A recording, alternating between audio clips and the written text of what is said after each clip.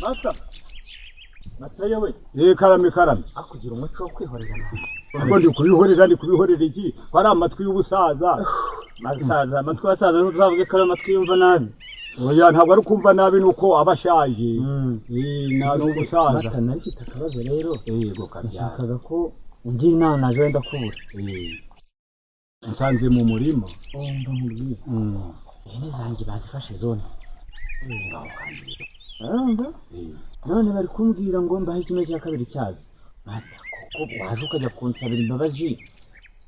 Leopold akambabarira ko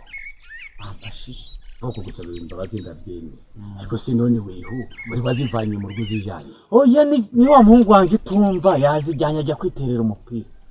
none zakennye imyaka y'abatura zagiye muri za nyanya ziwe zirabyinagira zirahamiriza ntiwamenya ngo yateraga amashini ye ariko zahanogeje se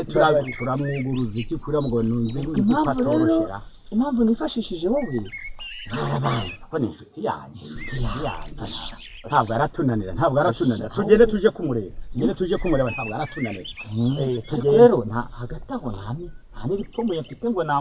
namugurira agacupa ngo turamuhendahenda turumva iyo byerekeye nuko fasha reka ngufashe urega n'inshuti zibanira umugabo none